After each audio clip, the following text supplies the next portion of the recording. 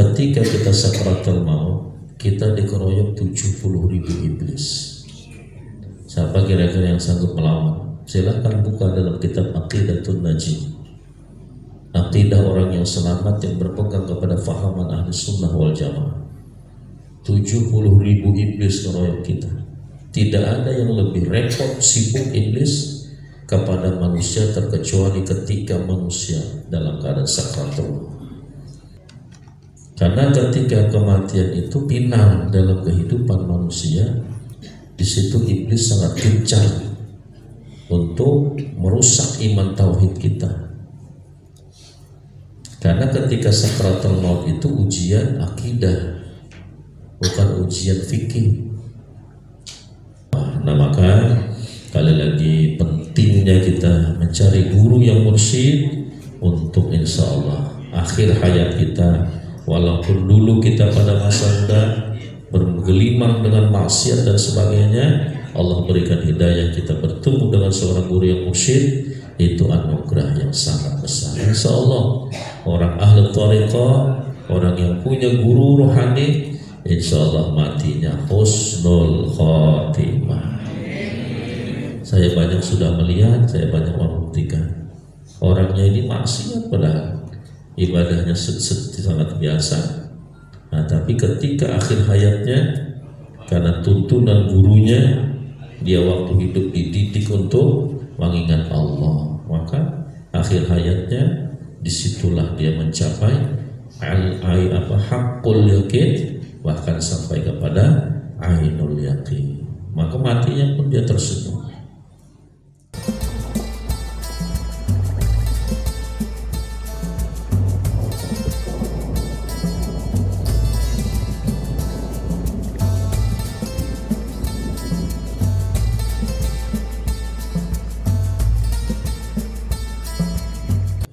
Ikhwan wal akhwat, bapak-bapak, ibu-ibu yang dirahmati Allah, Allah Subhanahu wa ta'ala menciptakan kita sebagai makhluk yang bernama manusia. Tentunya ini adalah satu anugerah bagi kita, dan semua kita pasti tidak ada yang pernah pesan untuk dijadikan manusia, tapi Allah memilih kita untuk dijadikannya sebagai manusia. Dan Allah jadikan kita di dalam perjalanan kehidupan makhluk yang bernyawa ini, tentu ada akhir daripada perjalanan hidup kita, yaitu disebut dengan kematian. Nah maka adanya hidup dan mati itu rahasianya Allah ingin menguji kepada manusia itu siapa amal yang terbaik. Jadi bukan siapa yang tenar atau punya jamaah banyak atau yang disegani dan sebagainya, tapi tujuannya adalah hidup dan mati itu agar manusia siapa yang paling bagus amal di antara kita. Karena Allah jelaskan di dalam muqaddimah tadi, Allah berfirman di dalam surah Tabarakalladzi biyadihil mulku wa huwa ala kulli syai'in qadir. Maha suci Allah yang di dalam kekuasaannya segala kerajaannya ada di bumi ini, dan Allah maha kuasa dan maha berkehendak, dan Allah menjadikan hidup dan mati itu supaya menguji agar siapakah di antara manusia itu yang bagus amalnya. Nah maka Bapak Ibu yang dirahmati Allah, untuk kita bagaimana mewujudkan agar amal-amal kita menjadi bagus, tentunya adanya pengetahuan, baik amaliyah syariat, lahiriah atau juga amaliyah ruhiyah di dalam masalah tasawufan atau masalah ruhani, maka semua itu bisa bagus kecuali hanya ada ilmu. Tanpa ilmu sesuatu tidak akan bisa menjadi bagus. Bagaimana membersihkan hati, bagaimana kita bisa untuk mengingat Allah, mencintai bahkan merindukan kepada Allah, tanpa pengetahuan tidak bisa. Dan di dalam masalah pengetahuan, khususnya di dalam masalah-masalah kerohanian, itu tidak bisa hanya kita mengkaji secara keilmuan,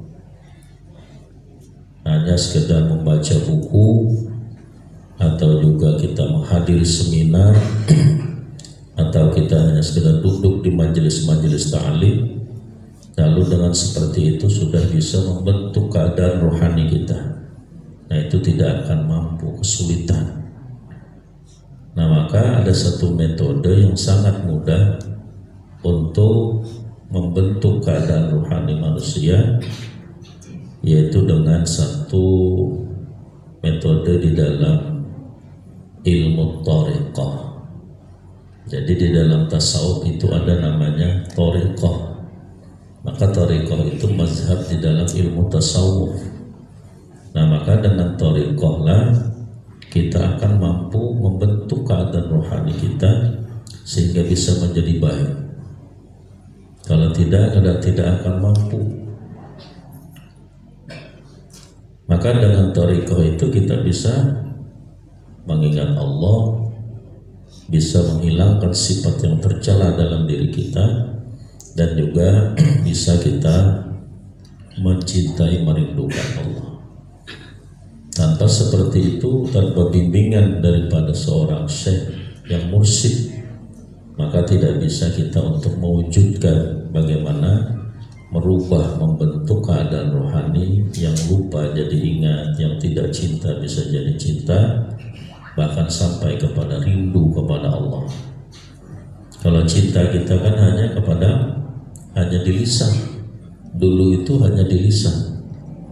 Lisan kita berkata cinta, tapi qalbu kita penuh sesuatu selain daripada Allah. Karena hakikat cinta itu bukan ucapan di lisan. Apa yang banyak kita ingat, itulah hakikatnya kekasih kita. Nah, kita kalau tidak punya guru untuk menuntun agar bisa ingat kepada Allah, apa yang kita ingat? Paling yang kita ingat anak, istri, pekerjaan, masalah dari tidur, mau tidur, sampai dalam tidur, bahkan nanti ketika bangun tidur. Hanya 24 jam yang diingat hanya seperti itu saja. Nah, ini sangat membahayakan dan sangat memprihatinkan kepada kita sebagai makhluk Allah yang dijadikan sebagai khalifah di muka bumi.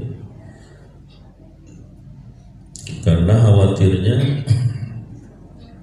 kita dijadikan sebagai khalifah Allah di muka bumi ini hanya sekedar ucapan biasa atau hanya pengakuan kita, tapi faktanya kita menjadi khalifahnya syaitan. Yang ditakutkan oleh Rasulullah kepada umat ini, kata Rasulullah, nanti akhir zaman itu bermunculan. Akhir zaman itu wujuduhum wujudul adami wa qulubuhum qulubus syayatin. Tubuhnya Adam, ganteng, tampan, cantik. Kita ini sekarang Bapak Ibu mau model seperti apa, muka kita di model seperti apa bisa. Yang hidung pesek gini mancung bisa. Yang dagunya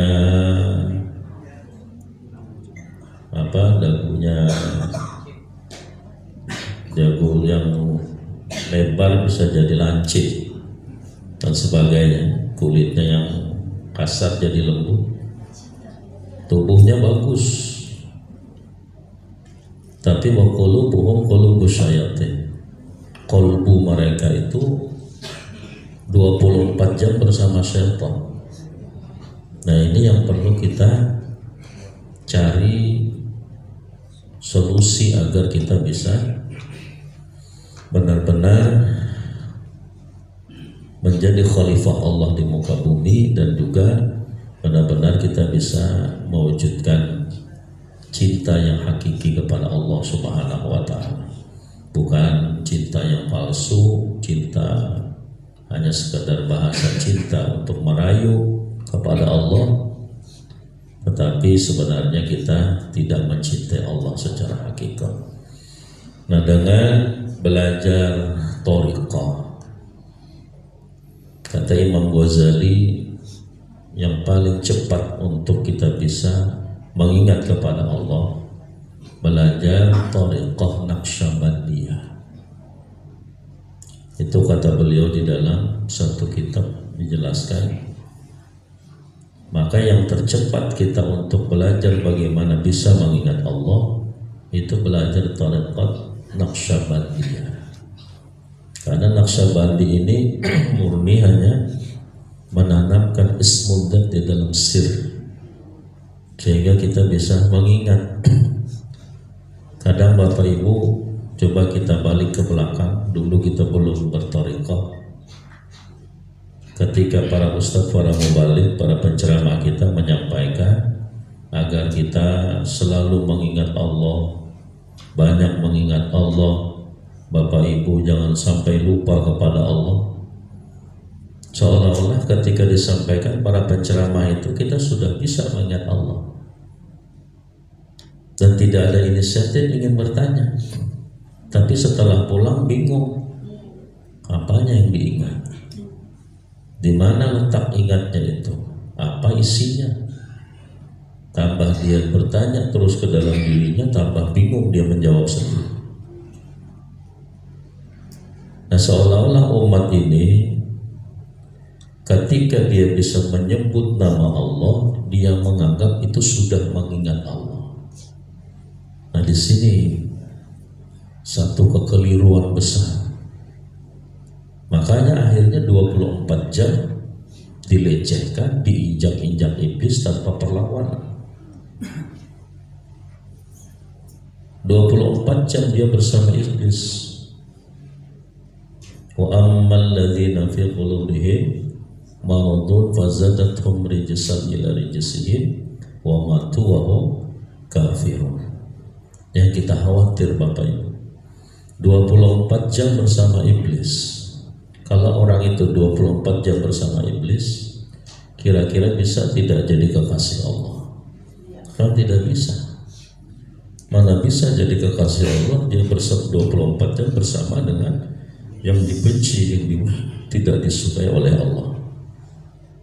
Walaupun dia sudah sholat, walaupun dia banyak melakukan kebaikan, bahkan dalam sholat pun dia tetap masih dikuasai oleh iblis. Cuma tubuhnya saja di tempat sujud, di sejadah, tubuhnya saja menghadap kiblat, tapi qalbunya berpaling daripada itu semua. Nah, ini maka kita perlu luruskan, perlu kita cari satu pengetahuan lagi.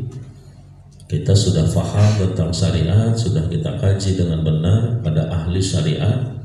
Nah, kita tingkatkan lagi pengetahuan agar kita mempelajari satu pengetahuan dengan metode thariqah. Jangan tertipu dengan bahasa orang-orang yang mengatakan thariqah itu bid'ah, thariqah itu macam-macam bahasa. Tanpa belajar thariqah, tasawuf melalui metode thariqah, orang tidak akan bisa menjadi kekasih Allah. Walaupun Bapak Ibu hafal 1000 kitab dengan rincian pahaman-pahamannya, tanpa dia berthariqah tidak akan bisa menjadi kekasih Allah. Kita tanya sama orang itu, bagaimana mengingat Allah itu? Walaupun mengulur seluruh energi pengetahuannya, seluruh ilmu pengetahuan pengetahuan yang dikajinya itu dikurasnya untuk dia bisa mengingat Allah, tetap tidak bisa. Nah, kalau tidak bisa mengingat Allah, bagaimana bisa jadi kekasih Allah? Itu dijelaskan di dalam kitab Bunia Syekh Abdul Qadir Al-Jilani qaddasallahu sirrah. Orang untuk mencapai maqam kewalian itu melalui 2 tahapan. Kata beliau, yang pertama dengan tahapan murad, yang kedua dengan tahapan sebagai murid. Kalau murad itu memang Allah menghendaki. Muradun diambil dari kata dasar arada yuridu iradatan, bahwa muridun wa dzaka muradun. Murad itu orang yang dikehendaki Allah jadi wali. Ini tidak bisa diambil patokan ini. Kita tidak bisa berkata saya biar seperti ini, santai-santai, hura-hura, rame-rame. Kalau Allah mau jadikan saya wali, insya Allah saya jadi wali. Ini tidak bisa diambil patokan. Sampai mati tidak berubah orang itu. Tapi ada yang Allah berkehendaki seperti itu. Siapa yang dikehendaki Allah jadi wali tanpa guru? Yang dikehendaki Allah jadi wali tanpa guru, diceritakan beliau adalah Uwais Al-Qarni. Uwais ada tak gurunya? Tidak ada. Bahkan maqam kewalian Uwais itu Kutubul Ghaus, wali kutub yang sanggup menolong orang lain. Ada satu cerita dulu. Pada masa Uwais Al-Qarni masih hidup, jadi di satu negeri itu mereka membawa barang dagangan menuju ke satu negeri lain, menyeberang laut. Ketika semua para pedagang ini sudah memasukkan barang dagangannya di dalam kapal yang untuk menyeberang membawa barang dagangan mereka, kurang lebih pedagang itu yang ikut di kapal 200 orang pedagang. Ini cukup besar kapalnya. Ketika sudah berjalan kapal itu di tengah laut yang tidak terlihat lagi batasnya, di tengah laut lepas, terjadilah sebuah angin badai dahsyat. Lalu terjadilah gelombang besar. Hanya gelombang menghantam kapal, masuk ke dalam kapal air. Semakin lama semakin banyak masuk, menjeritlah seluruhnya orang yang 200 orang pedagang ini. Mereka berkata, kita semua akan binasa, habislah seluruh barang dagangan kita. Jadi yang mereka mikir ya dagangan aja. Yang dipikirnya, habis sudah harta kita akan binasa, kita juga akan binasa. Jadi sudah panik semua orang yang ada dalam kapal karena badai, karena gelombang, karena air yang sudah memenuhi kapal. Tiba-tiba ada seorang pemuda. Pemuda ini keluar dari dalam kapal, dia meloncat keluar kapal, berdiri di atas gelombang. Ketika berdiri di atas gelombang, penumpang semua yang dalam kapal ini berteriak, ya wali Allah tolong kami, ya wali Allah tolong kami. Ini baru dalam dunianya. Nanti kita mengharapkan syafaatnya para wali di akhirat nanti. Syafaatnya guru-guru. Di mana lagi minta tolong itu? Seperti kasus yang di tengah laut. Minta tolong sama temannya, ada yang bisa nolong. Lalu tidak dihiraukanlah oleh seorang yang tadi keluar dari kapal. Ternyata di dalam kapal ini rupanya ada yang memiliki satu ilmu pengetahuan. Dia berkata, ya Allah yang memberikan kekuatan kepada wali Allah, tolonglah kami. Akhirnya berpalinglah si wali tadi menghadap kepada seluruh pedagang yang di dalam kapal tadi. Dia berkata, hai kalian yang di dalam kapal, keluarlah satu persatu. Keluarlah mereka satu persatu. 200 orang tadi semuanya berdiri di atas gelombang. Ini karomah. Ini hidupnya di zaman Rasulullah. Uwais itu bukan sahabat tapi tabi'in, karena dia tidak pernah berjumpa dengan Nabi tapi hidup sejaman dengan Rasul.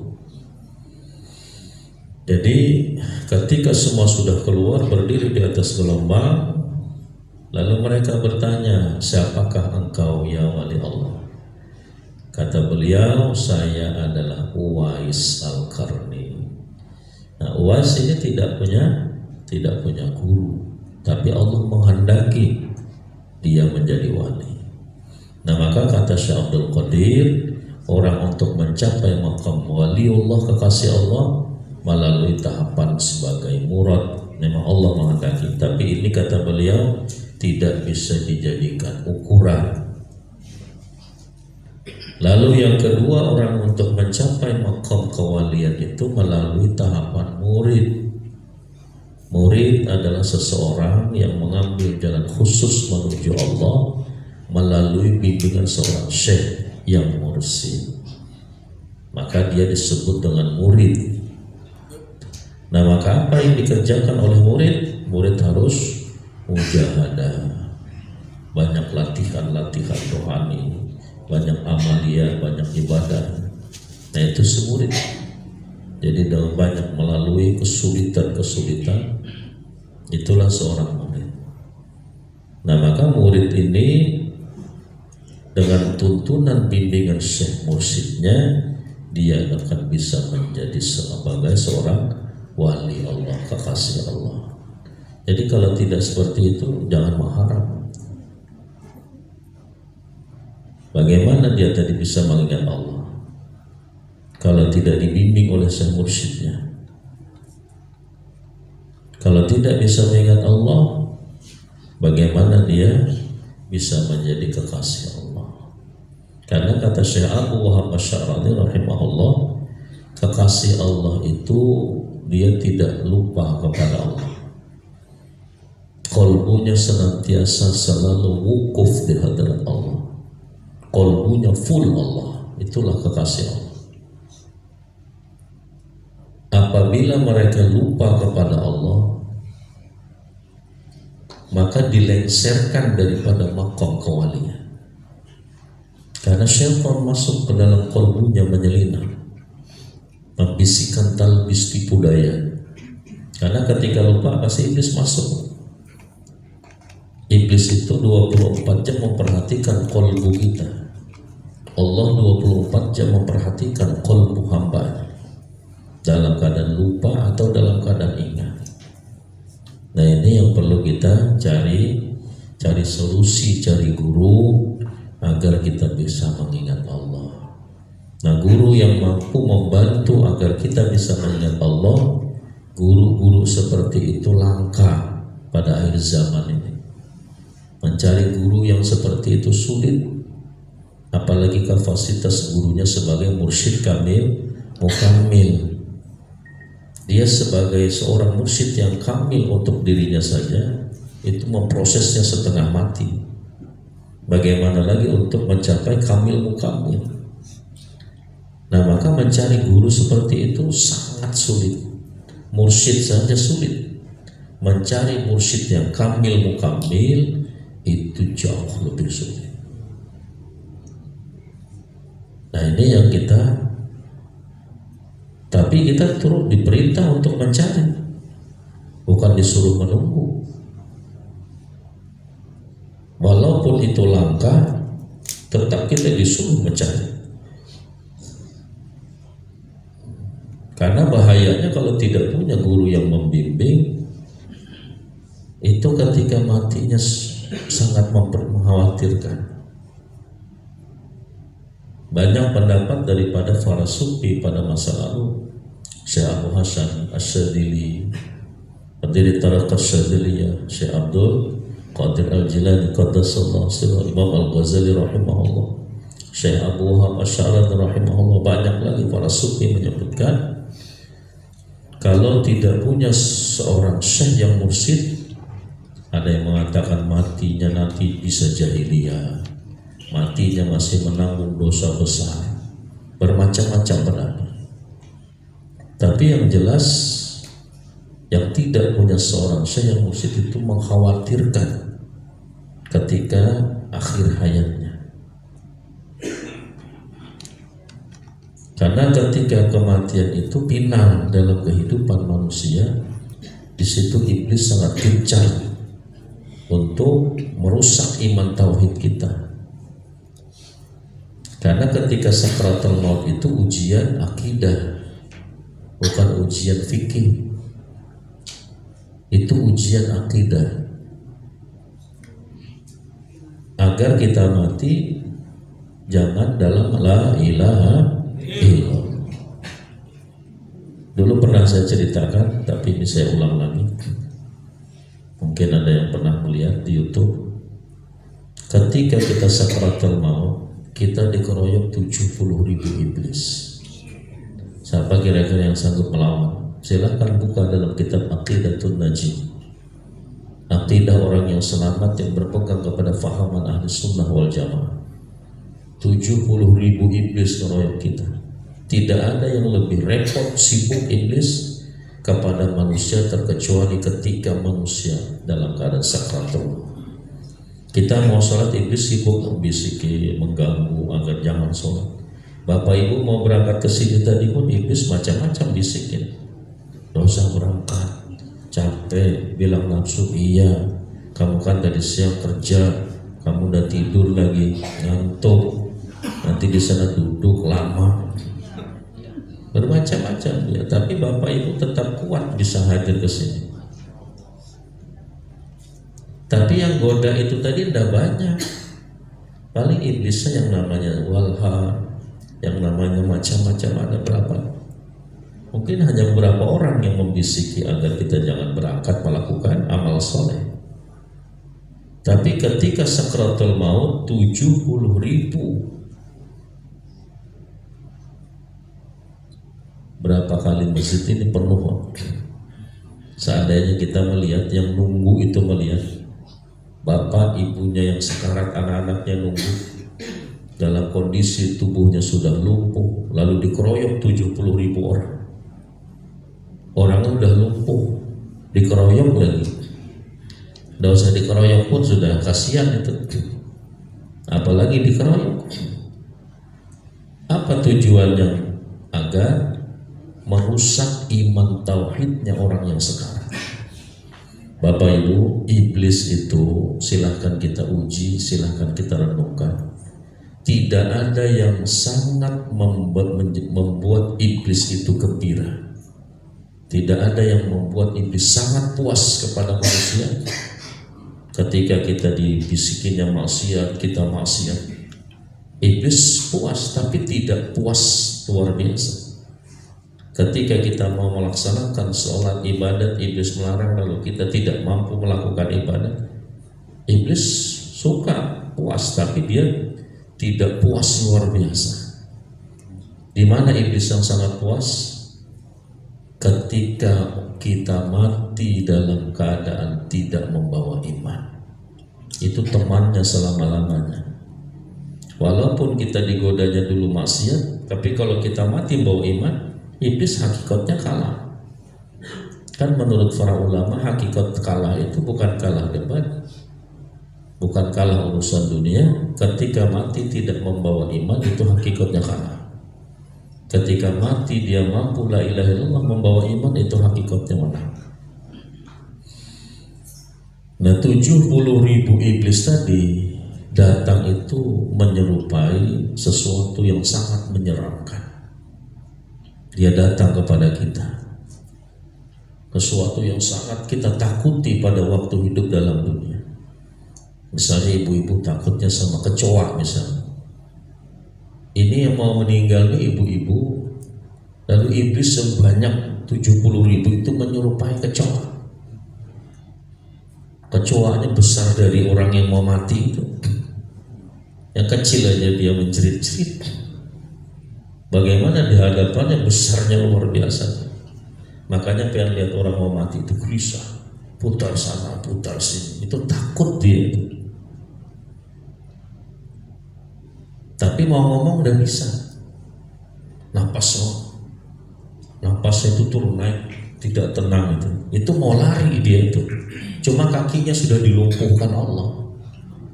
Ruh kan dicabut dari ujung kaki, coba tangannya duluan dilumpuhkan, dicabut dari tangan, kakinya udah lari dia tuh.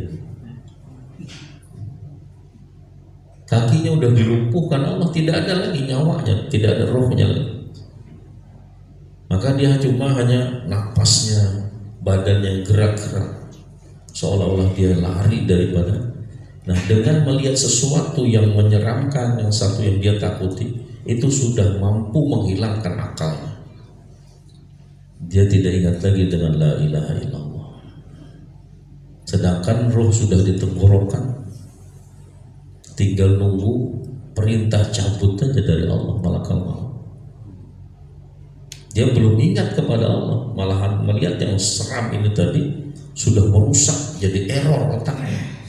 Orang itu kalau takut, coba bayang takutnya orang itu, takutnya setakut-takutnya, bisa gila orang itu. Minimal jadi idiot ya. Itu yang ditakutinya besarnya luar biasa. Nah, ketika dia menggoda dengan cara itu, kita mampu melewati. Dengan cara apa lagi dia datang? Dengan menjelma menyerupai orang-orang yang kita cintai.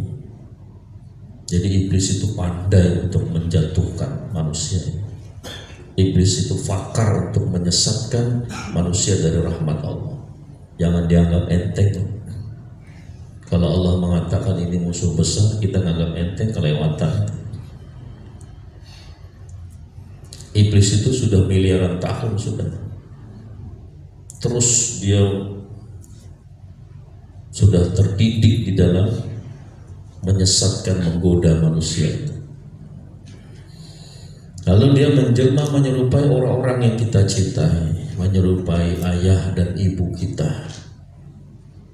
Makanya kalau bapak ibu menghadiri orang yang sekarang tuh nunjuk ke pintu itu, ayahku sudah datang, ibuku sudah datang. Anak-anak keluarganya yang nunggu ini dikiranya bercanda yang mau meninggal ini. Nggak ada pak, kakek sudah lama meninggal, dikiranya bercanda. Padahal ketika dia melihat itu adalah fitnah yang dahsyat yang datang kepada orang yang sekarang. Lalu datang dengan menyerupai orang yang kita cintai tadi. Apa yang dia tawarkan? Dia menawarkan sesuatu yang sangat kita cintai dalam dunia ini. Makanya Allah melarang, janganlah kamu mencintai sesuatu melebihi daripada cinta kita kepada Allah. Kamu tidak dikatakan beriman yang sempurna sebelum Allah dan Rasulnya lebih kita cintai. Ini memaham ayat ini pun banyak bingung Bapak Ibu. Hakikat cinta itu bukanlah kalau kita berkata, oh itu Bapak itu kerja keras untuk dunia, itu pencinta dunia, belum tentu. Cinta itu bukan di lisan, cinta itu bukan pada lahiriah, cinta itu pada kolbu manusia. Nah kalau kita banyak mengingat Allah, itulah hakikatnya kekasih kita. Kita banyak mengingat sesuatu, itulah hakikatnya kekasih kita. Misalnya bapak ibu kita yang selalu kita ingat, misalnya perhiasan. Ibu-ibu terus ingin dapat perhiasan itu. Maka itulah hakikatnya kekasihnya. Nah maka iblis itu datang menjelmai, menyerupai orang kita cintai, dan dia nawarkan apa yang kita sukai. Dan Bapak Ibu, iblis itu tahu satu persatu terhadap makhluk yang di bumi ini. Dia tahu apa yang disukai oleh manusia itu. Kita ini, antara kita semua iblis tahu ini apa yang kita sukai. Misalnya kita suka ini, nanti dia datang menjelma menyerupai ayah kita, menawarkan sesuatu yang kita cintai tadi. Hai anakku, ini lihat wanita yang sangat cantik ini, yang dulu dalam dunia kamu tidak pernah melihat kecantikannya. Kamu suka ini kan dulu? Dulu dalam dunia sudah SMS, ngasih pulsa, ditolak terus. Sudah transfer, tetap ditolak. Didatangi, sudah janji, ditutup pintu. Tapi namanya cinta, dia ingin sama wanita itu. Terus didatangin. Tapi akhirnya tidak dapat. Nah, ini ada orang nawarkan dengan tanpa ada perjuangan. Ini lihat wanita yang sangat cantik, yang datang ayahnya, iblis yang menjelma sebagai ayahnya. Lalu ditawarkan kepada orang tadi yang sekarang sesuatu yang disukainya. Ini lihat wanita cantik ini. Kamu dulu sukakan seperti ini. Yang dilihatnya itu tidak pernah dilihatnya secantik itu dalam dunia. Kamu mau kan ini? Yang nawarkan ayahnya. Ditawarkan perkara yang sangat disukai. Ayah dapat ini, hanya ayah berkata la ilaha. Sampai situ aja. Ayah mendapat ini, hanya ayah berkata la ilaha. Katakanlah itu hai saya. Kira-kira bisa ada kita lolos dari itu Bapak Ibu? Yang menawarkan itu orang yang kita cintai, yang ditawarkan perkara yang sangat kita sukai. Sanggup tidak kita lepas dari situ? Insya Allah tidak ada yang sanggup melepaskan itu tanpa pertolongan Allah. Cerdas iblis itu, pandai menipu, tapi sudah dibocorkan oleh para ulama Rasulullah. Dengan cara itu nanti dia menipu kita. Ada lagi dengan riwayat lain dengan cara menawarkan air dan sebagainya. Nah, maka ketika ditawarkan itu, orang yang sekarat ini manggut-manggut kepalanya, roh sudah dicabut, mau dicabut. Akhirnya matinya dalam keadaan iman tauhidnya sudah digadaikan dengan iblis. Matinya sudah dalam keadaan dipalingkan iman tauhidnya. Katakan hai anakku la ilaha, tidak ada Tuhan. Kan artinya itu, Bapak mendapat ini, hanya Bapak mengatakan seperti itu tadi. Katakan hai anak.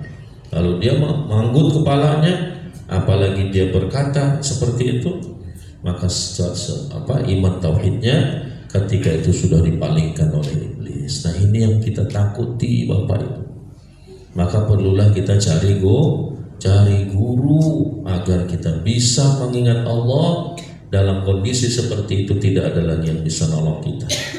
Anak kita hanya nangis, istri hanya nangis, harta pangkat jabatan kita tidak bisa, kawan-kawan setia hanya nangis. Tidak ada lagi kecuali hanya pertolongan Allah. Nah, maka disitulah kita perlunya, sebelum tiba masa itu, kita perlu saat ini terus menghubungkan rohani, terus kita berzikir selalu dalam ingat kepada Allah. Nah, bagaimana untuk bisa ke sana?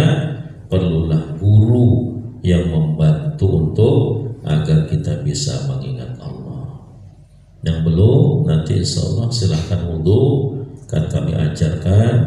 Yang sudah silahkan nanti boleh untuk mengulangi lagi atau memperbaharui lagi agar nanti bisa semakin kuat, semakin semangat. Kadang Bapak Ibu untuk zikir khofinya, kadang kita bisa lupa. Kalau hanya 1 kali, 2 kali talqin, kadang masih bisa lupa. Nah, maka kali lagi pentingnya kita mencari guru yang mursyid untuk insya Allah akhir hayat kita, walaupun dulu kita pada masa muda bergelimang dengan maksiat dan sebagainya, Allah berikan hidayah, kita bertemu dengan seorang guru yang mursyid, itu anugerah yang sangat besar. Insya Allah orang ahli thariqah, orang yang punya guru rohani, insya Allah matinya husnul khotimah. Saya banyak sudah melihat, saya banyak membuktikan orangnya ini maksiat padahal ibadahnya sangat biasa. Nah, tapi ketika akhir hayatnya karena tuntunan gurunya, dia waktu hidup dididik untuk mengingat Allah, maka akhir hayatnya disitulah dia mencapai hakul yakin, bahkan sampai kepada ainul yakin. Maka matinya pun dia tersenyum, meninggalkan dunia yang fana ini. Nah, maka para ikhwan wal akhwat, bapak ibu, kali lagi, jadi sangat pentingnya thariqah, sangat pentingnya seorang guru pembimbing, dan bahayanya kita tidak memiliki seorang guru yang pembimbing. Matinya mengkhawatirkan, dan juga dia tidak akan bisa untuk mencapai kedudukan menjadi kekasih Allah.